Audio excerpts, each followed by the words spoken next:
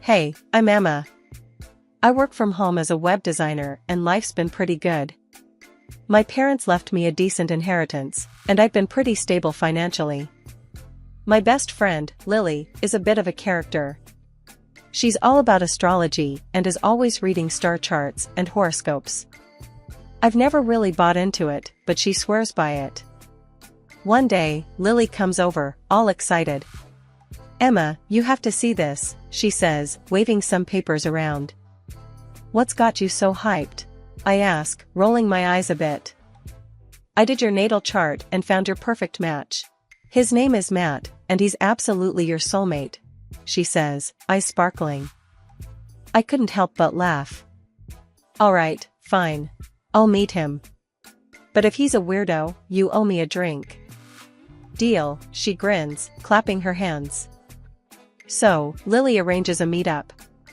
I'm feeling a bit skeptical, but curious. When I finally meet Matt, he turns out to be surprisingly normal. Tall, dark hair, a nice smile, nothing like the disaster I'd pictured. "Hey, I'm Matt," he says, extending his hand. "Emma, so, you're into astrology too?" I ask, trying to make conversation. He laughs, shaking his head. "Not really. Lily wouldn't stop bugging me about this, so I figured why not?" I chuckle. Same here. I was half expecting some crystal ball guy. We end up talking for hours. Turns out, we have a lot in common. We both love hiking, we're into the same movies, and we even like the same weird food combinations. I'm starting to think maybe there's something to this astrology thing after all. A few days later, we're texting nonstop. Matt seems genuinely interested in getting to know me. He asks about my work, my hobbies, and my family. We keep seeing each other, and things get serious pretty fast. Matt is kind, funny, and seems genuinely interested in me. One night, after a cozy dinner at his place, he takes my hand. "Emma, I know it's only been a few months, but I feel really connected to you. I don't want to rush things, but I can't see myself with anyone else," he says, looking into my eyes.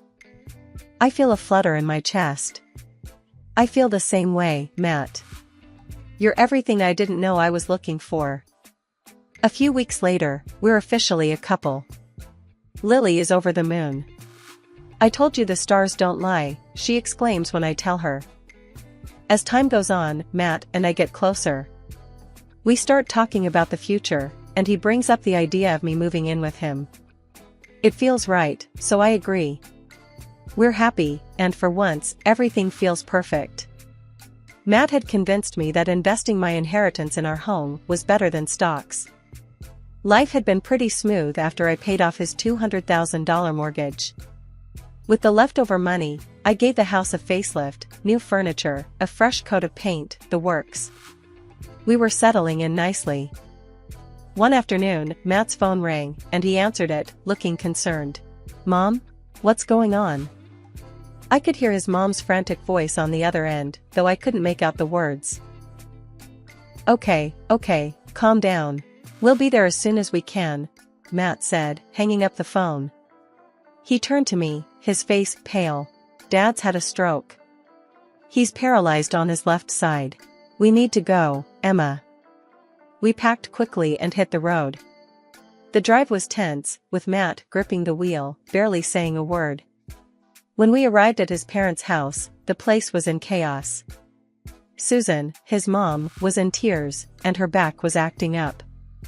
"Matt, Emma, thank God you're here," Susan cried out, her face streaked with tears. "Your father, he can't move or talk, and my sciatica. I can't do anything."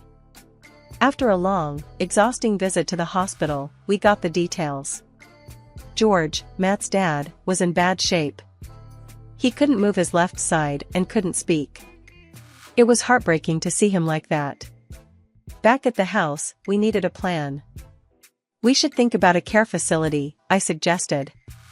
"They can provide the best care for George." "No. He doesn't want that. He wants to be at home," Susan snapped, looking furious. I tried to keep my voice steady. "Alright, what about hiring a nurse then?" Someone who can be here around the clock. Susan shook her head, her eyes filling with tears again. We can't afford that. We're running out of money. Matt looked at me, clearly pleadingly. Emma, we have to do something. Mom can't handle this alone. I sighed, feeling the weight of the situation. I can stay here for a while and help out. I work from home, so I can manage. It's not ideal, but we'll make it work.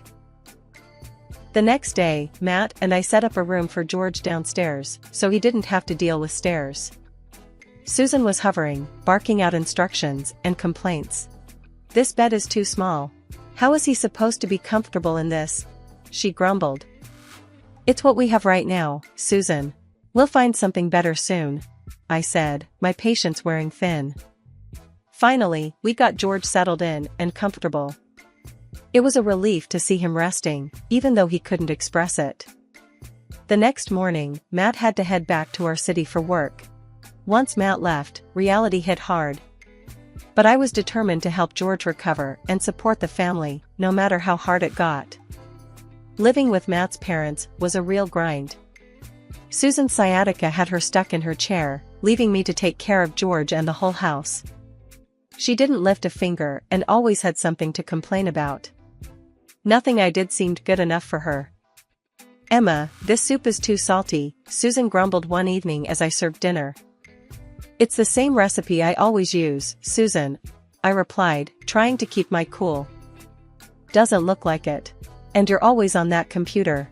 You should be taking care of us, not just sitting around, she added, her tone sharp. I took a deep breath. I'm working, Susan. I need to keep my job to help with the expenses here. Work? It looks like you're just goofing off on that thing, she muttered, rolling her eyes. I swallowed my frustration and went to check on George. He couldn't speak, but his eyes followed me, showing a silent gratitude. It was tough seeing him like this, but I was determined to help him improve. I'll give you a massage now, George, I said softly, setting up the massage table. He blinked slowly, a small sign that he understood. I had recently finished a course in massage therapy to better care for him. As I worked on his muscles, I noticed he seemed to relax a bit. It was the only time he looked somewhat comfortable. A couple of months passed this way. Every day was a struggle to balance work and caregiving, with Susan's constant complaints in the background. Finally, after months of this routine, Susan's sciatica improved enough that she decided to visit Matt for a few months. Emma, I'm going to stay with Matt for a while. I need a break from this place, she announced one morning. I felt a huge weight lift off my shoulders. That's great, Susan. I'm sure it will be good for you. As she packed her bags, I couldn't help but feel a sense of freedom creeping in. It would be just George and me, and I could finally set my own routine without her constant nagging. The day Susan left, I felt like I could breathe again. I went to George's room, and he gave me a look that said more than words ever could. It's just us now, George. We're going to make some real progress, I said, smiling at him. He blinked slowly, and I knew he was on board. With Susan out of the house, life became a lot more manageable. I set up a solid routine for George and me. Every morning, I'd start by helping him with his exercises. I'd lift his legs and arms, encouraging him to move as much as he could. I'd then move on to massaging his muscles, something I'd learned from my recent therapy course. This will help with the stiffness, George. Just hang in there, I'd tell him, working through the knots and tight spots. The days were long, but without Susan's constant nagging, I could focus better. My web design work became my escape, a few hours a day where I could lose myself in creativity. One afternoon, as I was setting up for George's therapy, I noticed something different. His fingers were twitching slightly. Hey, George, can you try moving your fingers for me? I asked, holding my breath. Slowly, very slowly, his fingers curled a bit. It wasn't much, but it was the first movement I'd seen in weeks. I felt a rush of excitement. That's great, George. Keep going, just like that. I encouraged him. His eyes lit up with a spark of hope. From that day on, we worked even harder.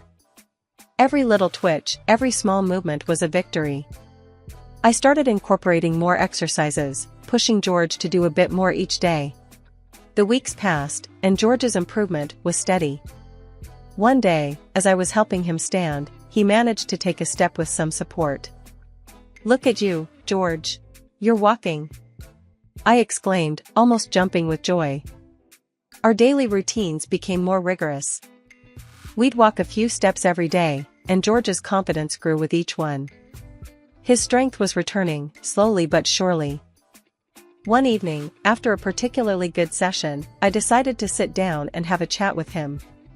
"George, you're really making amazing progress. How are you feeling about all this?" I asked, sitting next to him.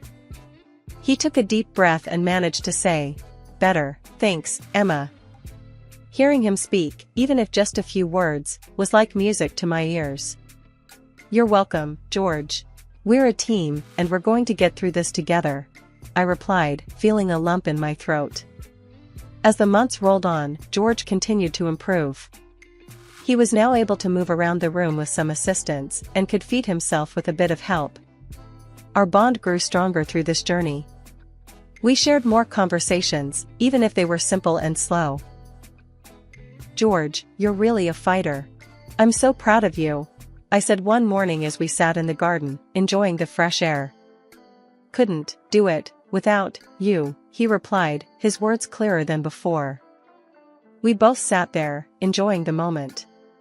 It felt good to see him reclaiming parts of his life that had seemed lost forever. His spirit was strong, and his determination was inspiring. Over time, George and I grew very close. He started calling me his daughter, which warmed my heart.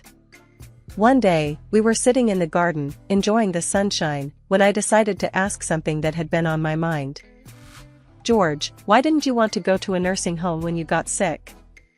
I asked gently, looking into his eyes. He looked surprised. "Never said no," he replied slowly. "Saved money for good place." I was taken aback. "But Susan said you didn't want to go, and that there wasn't any money for it." George frowned, a serious look crossing his face. "Didn't know that," he said, his voice firm despite the struggle to speak. "We'll figure out." After months away, I decided to surprise Matt with a visit home.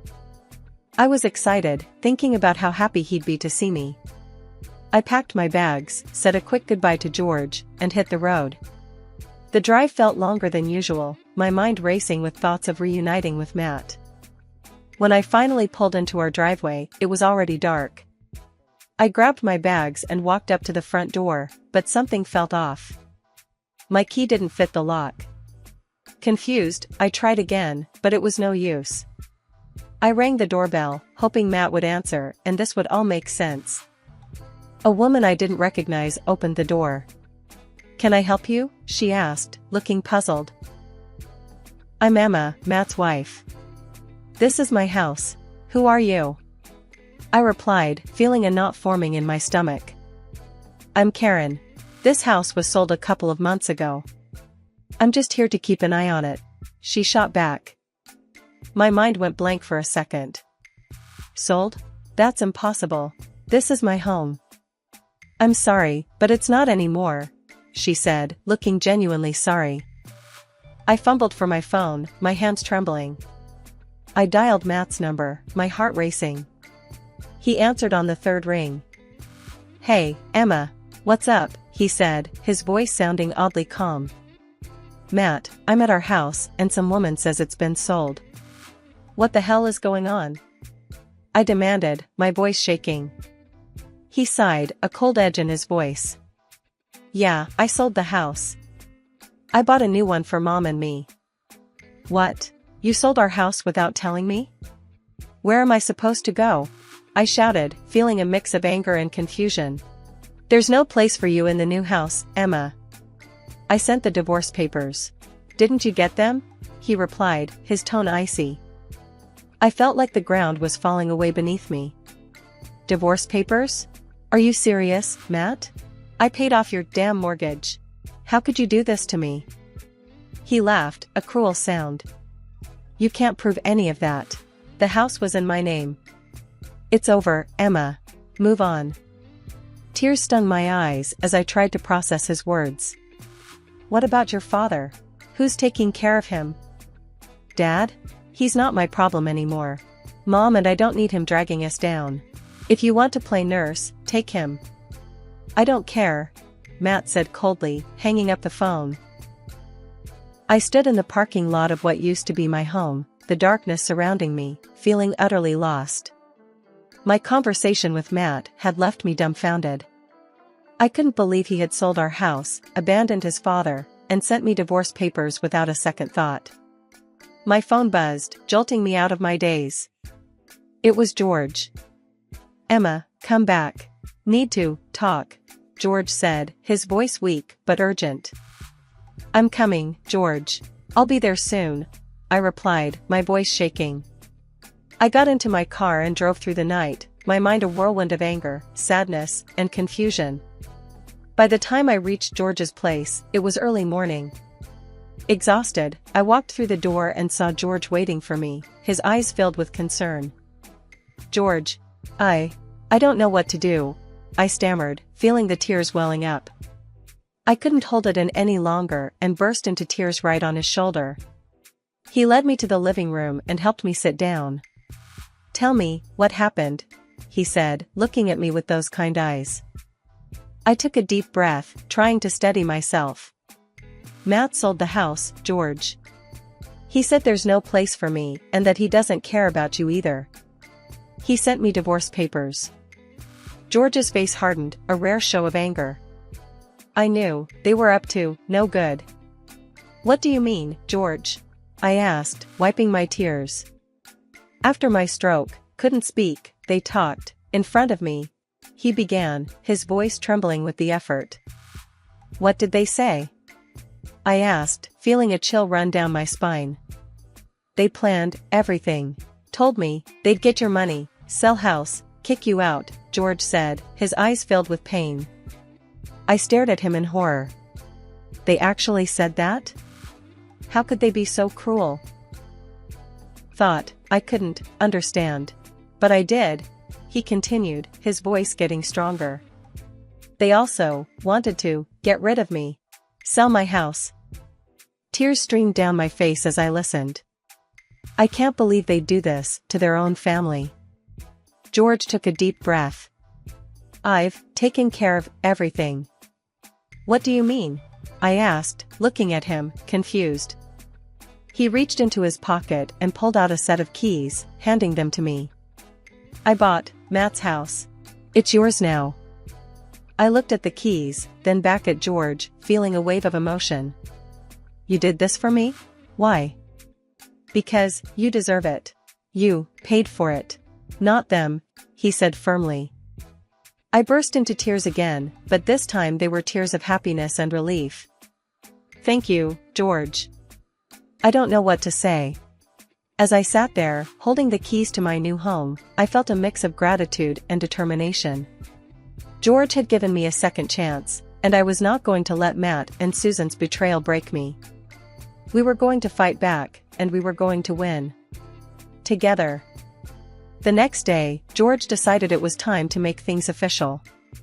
He called a lawyer to the house to change his will. Emma, need you to be the heir, George said, looking determined. Are you sure, George? I asked, feeling a mix of gratitude and concern. Yes, it's right. You took care of me, not them, he replied, his voice steady despite his condition. The lawyer arrived, and we sat down at the kitchen table. George explained his wishes, and the lawyer nodded, drafting the new will. I felt a lump in my throat as George signed the papers, making me the sole heir to all his property.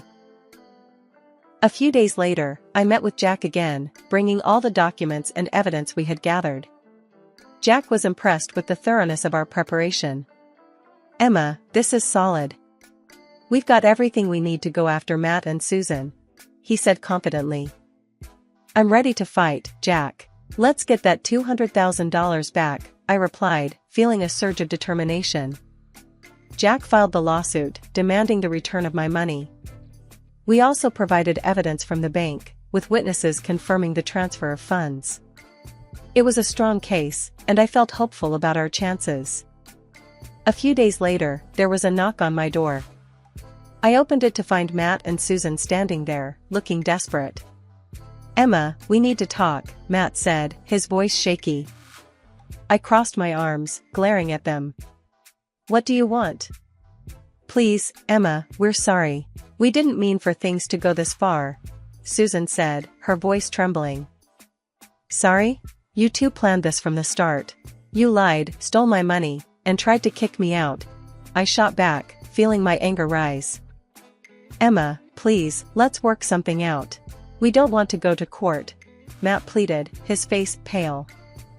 I shook my head, my voice cold. "I don't want anything to do with people like you. And by the way, George has recovered and transferred all his property to me. You two are left with nothing." Matt's face turned ghostly white, and Susan's eyes widened in shock. She fainted right there on my doorstep. Matt just stood there, speechless. "Get her out of here, Matt. I don't have time for your games," I said, pointing towards their car. He nodded, still in shock, and dragged Susan to the car. As they drove away, I felt a strange sense of closure.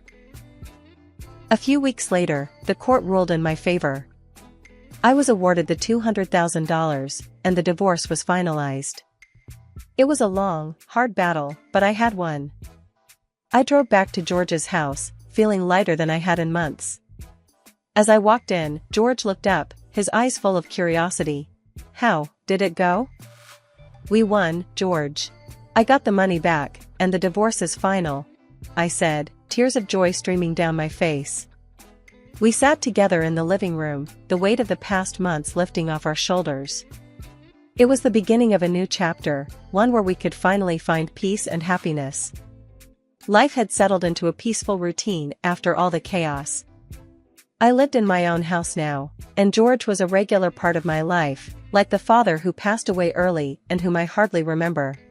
We spent our days tending to the garden, chatting about old times, and simply enjoying each other's company. It was nice to have this calm after the storm. One sunny afternoon, as I was sipping coffee on the porch, my phone rang. It was Lily, my astrologer friend, who had introduced me to Matt. "Hey, Emma. You won't believe what I've found in your chart this time."